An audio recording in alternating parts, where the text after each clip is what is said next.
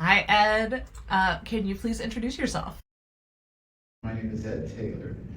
I'm a professor in the College of Education at the University of Washington, and I serve as a dean and vice provost.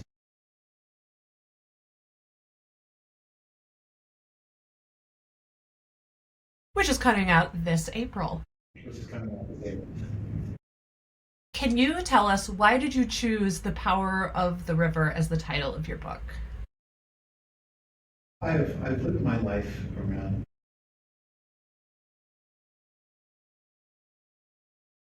the state. I cross by rivers all the time, and rivers cross by me.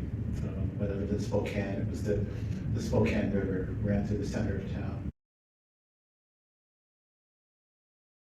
The state is the Yakima River. Columbia River is here, the Elba rivers. These rivers tell us about who we are as a community, as a state.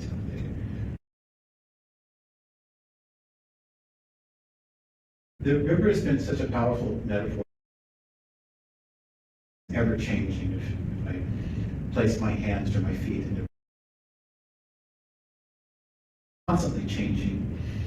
But if I step back, the river is very much the same in so many respects.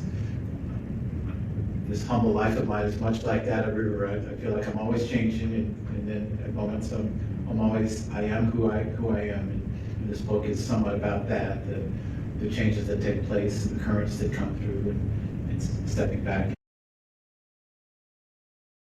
The other part of the importance of the river metaphor for me was the number of people in my life who have placed a rock in the river and said, stand here, and another rock and said, stand here, and a small bridge that says, cross here. That too has been just a powerful storyline for my life. In my own teaching and storytelling, I've often talked about Greek and African that usually involves some hero or heroine. And on that journey through some labyrinth, through the woods there's just encountering a body of water, usually a river. There's a moment stay put. And I ask students to just ask, what does this river symbolize? What does water symbolize? It can reflect us, it can baptize us, it can nourish us. It can be a dangerous place when you think about the story of Emmett Till and the Tallahatchie River. A place of peace can be a place of pain. My mother played the piano in church and played the organ in churches. Gospel hymns that have river, we shall gather by the river, peace like a river. Songs about rivers to run through my childhood as well. So there's something powerful about the image of a river that ultimately is constantly moving, but ultimately stays the same. And that's powerful. Thank you. That was so beautiful. In your chapter, Junior Optimist, towards the end you say, looking back, I understand how small efforts to help teenage boys on their journeys mattered. Can you tell us what you meant by that? And, both as, you've reflected on your life and also you are a scholar of education. I would love all of your reflections. Part of the reflection comes from the context of my life as a teenage boy. The subtext was a teenage boy like all others, and I'm sure there's a story for teenage girls as well, but for me, being young, being of African descent, living a good portion of my adolescence in poverty, and at times having some disruption in life. So the context of being a teenage boy at that point was really quite powerful. I speak to this in the book. There were times in my early years when we centered on play in public parks, finding kids and finding community to just come together and play in games like just playing freeze tag. And there's an honesty to it. If you touch me, I'm frozen, and you wait and hope for somebody to unfreeze you. So the play was so important at age 5 to 11. It seemed to be a community that smiled back at us, and we had fun. But something seemed to change at around 11.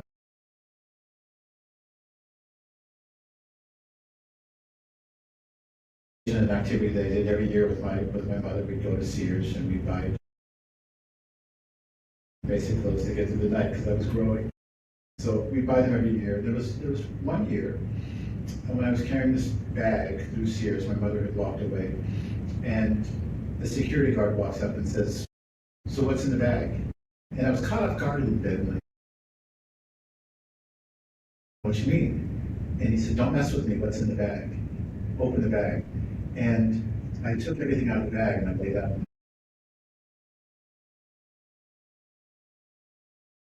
He gave me this look, and I was aloof, and I could see he was reading my aloofness as arrogance. He was reading my sense of sort of being frightened as antipathy. And here's this moment now when I'm 11, I'm not a kid, the moment isn't playful, but there's something that's happening here that's reflected back, and I remember putting the clothes back in the bag thinking, something's different about this interaction. There's nothing playful about this. The context of being an adolescent boy at that time was not just how I was reading myself, my own awkwardness, but I was picking up how others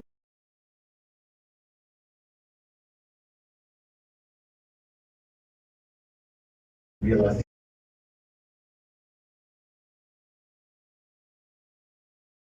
it was important to me in terms of understanding what it means to move through the world and be both in dark skin, be received differently, to dress awkwardly, to have emotions,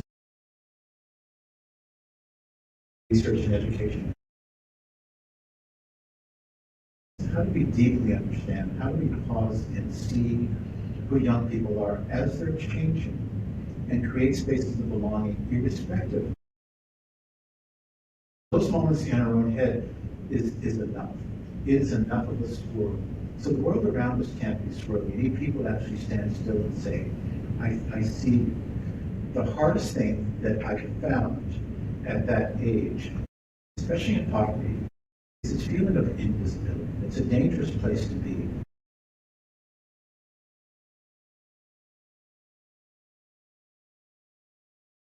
Institutions and schools to be able to say, I see you right now, I see who you are, and I care for you.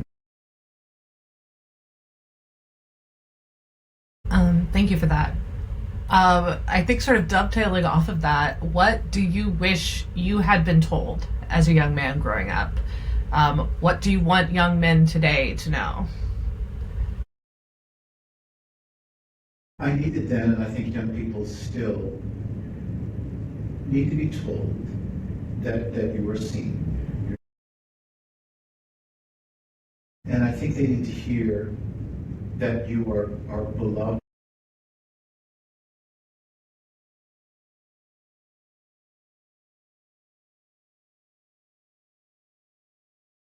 In your soul, you are seen, you are witnessed, and you are beloved. And you should feel yourself beloved. You should actually feel beloved in the place that you are, in the community that you're in, and where you are. And we should build systems that actually show compassion and grace and that sense of being beloved. Thank you. I love that. Yes. Another thing that I loved was reading about your experiences of growing up in Lompoc, California. Did I say it right? Hope. Lompoc, thank you. I loved reading about your experiences growing up in Lompoc, California. I found it beautifully encapsulated by the final paragraph in your chapter called Basketball. Can I get you to read that? Yes, I'd be happy to do that. Thank you. This is what I wrote. I didn't think much of it at the time, but all along the way, in the small community, there were people who took it upon themselves to pick us up, move us to where we were supposed to be, keep track of where we were, and get us home at the end of each day. Sometimes it was someone who held the role as a teacher or a coach. Most times the people moving us forward were people who lived up and around the block, everyday people, like most kids. We just kind of went along, unaware that this was a kind of magic in our days. So the term interdependence came to my mind when I read that section. Can you talk a little bit about the caring community you grew up in and perhaps more broadly about what healthy interdependent communities look like? I get moved thinking about this question, even as you're asking now, because these are things I didn't think about then when I was a kid, when you're 10. But there was a refrain I heard every day, sometimes 2 to 3 times a day during my pre-adolescence and adolescence, all the way through high school. If I needed to get someplace across town that I couldn't walk to, someone would look at me and say, "I'll come pick you up. You'll be home. Where can I meet you? I'll meet you there." And all the way through my adolescence, there was someone saying, "I'll come get you. Let's meet at your house." And there was this little move that would be made if I somehow wasn't paying attention and didn't hear the sound of the knock on the door. People would knock twice, then enter into the door and say, "We got to go," and they pick Love me that. up and take me to where I needed to be. And there was something about it. It wasn't like one. There's 7 of us on the team. All 7 of us needed to arrive at the game together. Yeah. So all of us needed to get there. There wasn't any one of us who would go without the other. So the sense of being picked up and brought home safely, sometimes by people that we knew, sometimes by people we didn't know. There was a guy who coached us for several years whose name was Mr. Hunt. We knew nothing more about Mr. Hunt than he would pick us up at our front door, go to his house, pick up Tito, and then take us to a game in LA and then bring us back home. And these were acts of trust and generosity that someone was all the way along just picking them up. Sometimes we'd be walking down the street trying to get someplace and it was a long walk. Someone would just pick me up and bring me back home again. They knew this. And beautiful thing that I pay attention to now even more so, because at this point in life, I'd love to hear those words. "I'll come get you." Yes. I love that. I'll come get you. That is, okay. Yeah, now I'm like, we need to make t-shirts. We need to, maybe bookmarks. Okay. I'll save that for later. Can you tell us about the different ways that you were a non-traditional student for Gonzaga at the time? What were some of the ways you struggled to belong? How were you able to find some belonging as well? The better question is, what ways was I not a non-traditional student? It started from the very beginning when I finally decided I wanted to go to Southern California. And the first thing I did was study the roster of the team. Who was playing the position I was playing? I wanted to know how big the team was. I wanted to know where the team was going, who they were playing against. I wanted to know what the chances of me playing were, who was good, who wasn't good, what position I might play, and all that. And I studied the roster, I studied the brochure over and over and over again. Now the key was, what I wasn't looking at was basic orientation materials, like how do you get to a campus? Where do you stay when you leave? How do you register?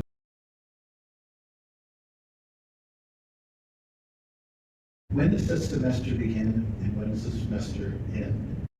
When do the dorms close? When do the residence halls close so that you need to find a place to stay? Those were key things to actually coming into a university. How do you get your books and how do you study? Who do you look for help? So what I wasn't looking at as a first generation student was how to figure out,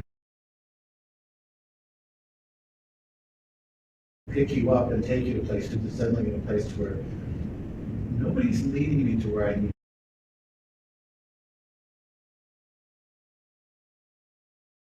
A non-traditional student, because in that first couple of days I looked around and I saw cars,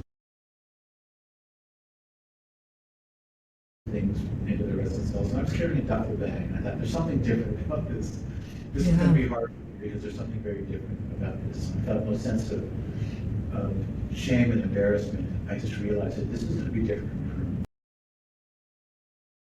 I made a mistake my first year, which was a mistake that I really suggested first generation students be very careful of. I thought I can hide my way through this. I'll just try and want people to see me. I don't want to be embarrassed. I don't want to feel an imposter misplaced. So it took me a while to go back to realizing that the only way through this is to trust people to put a rock in front of me.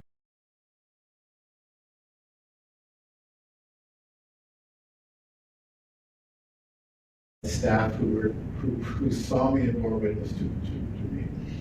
I made friends very slowly who said, come and have lunch over here. And then eventually started to find over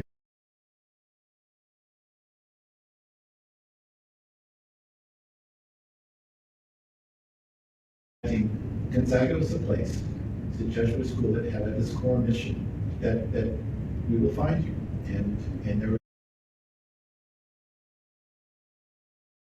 Thank you for that. Yeah, I feel like a lot of first generation college students are going to hear that and be like, oh yes, there were so many things that I would, I'm not even close to being a first generation college student, that like things that my mom just could explain to me that, it would just be so lonely, and there really are not enough guardrails for folks who don't have a mom who can just walk you through that. So thank you. Things, Maggie, that I learned also was I had become accustomed to hearing coaches tell me the truth. And they're really comfortable telling me the truth. You have to develop a left hand. Explicitly. I had not become being in an academic environment where people would both see me and raise the bar and say, you've got a problem with statistics. Moreover, you've got a problem with mathematics, and you've got to figure this out. And it's going to take a lot of work for you. And at first, when I heard that from Dr. Elizabeth Cole, who eventually became Sister Elizabeth Cole, who eventually became a dear friend and mentor, I was insulted and bothered by hearing that. And it took me a while to realize that some of the truth-telling that I found so valuable in athletics was really important in academics. And it was rigor over patronization. It was, you can do this. This is going to be hard. And I expect that you do this, but you're going to have to spend some time with me. And this part of the river is going to be cold. There are going to be rapids. I'm going to stand here with you, but you got to wade in. You got to wade in deeper. And that was hard. That took a lot of work, but I was grateful to find those people as well who were willing to tell the truth, because there were people like.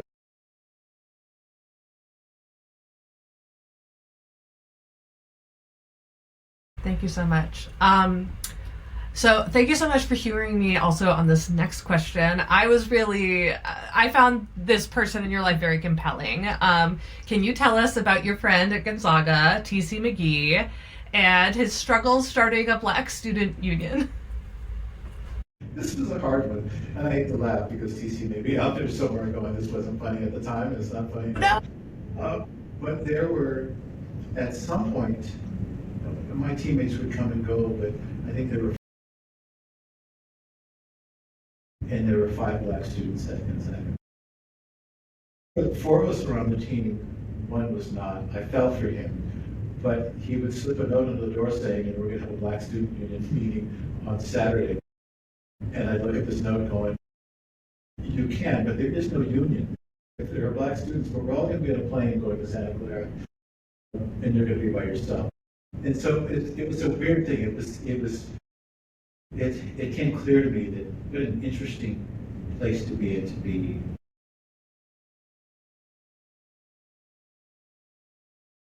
And most of us being basketball players, and so forging this identity as ball players. I remember looking at TC and seeing him in this dashiki, in this afro, and caring about something, and thinking to myself, there's a distance between us.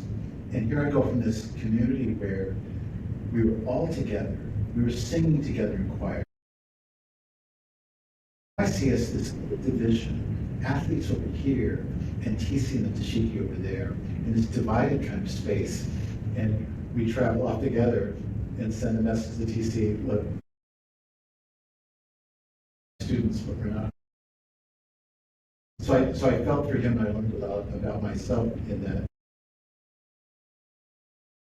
To be of solidarity in this place. Totally. And Yeah, and what a, when you were a full-time student athlete and a full-time student, that doesn't leave any time to be starting up a union. Yeah, no, TC McGee, if you are out there, I want to hear your story. I want to know what happened before and after Gonzaga. Like, I think about him a lot. He is one of the characters from your story that I'm just like, TC, like, yeah, as you said, like, he's someone I think about and feel for very deeply. But it goes What, to the principle that I think I try and hold to in this is, if we're creating a place of belonging, the universe has to be big enough for us all to belong in it, and there can't be.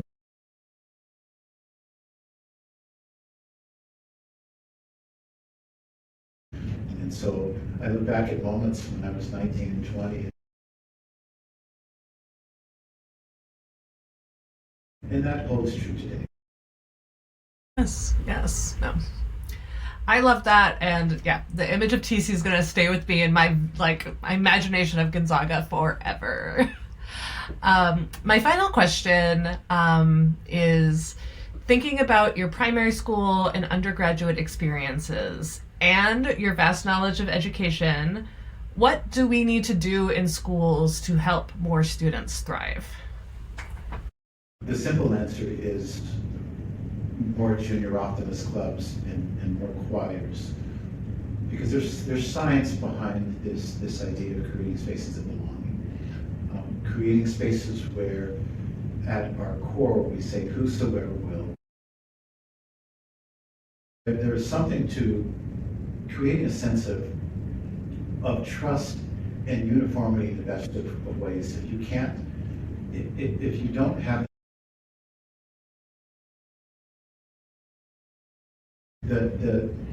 the science of being able to sing together, the cognitive science of being able to be in rituals that call us together, that allow us to voice together, to breathe together, and sing together, syncs up our heartbeats and gives us a moment in which our differences do not out.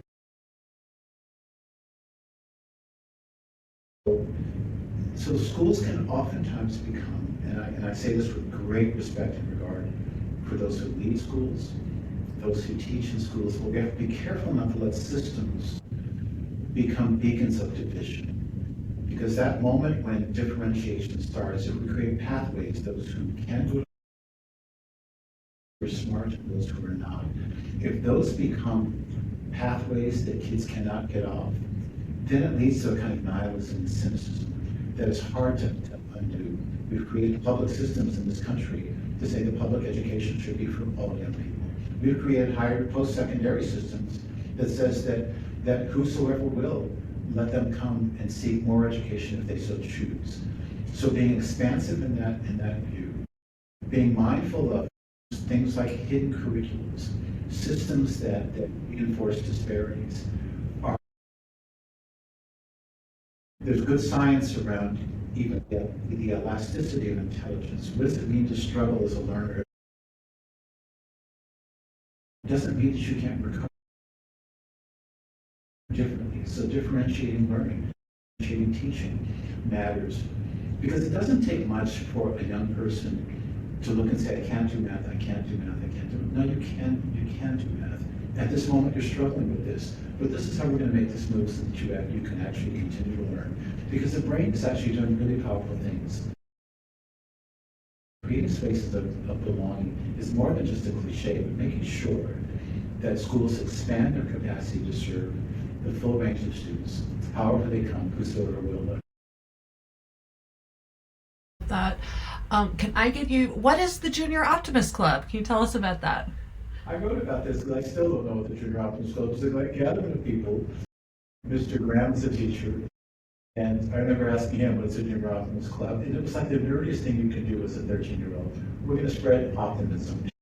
You're going to take candy kisses and go out and put them on tables for people.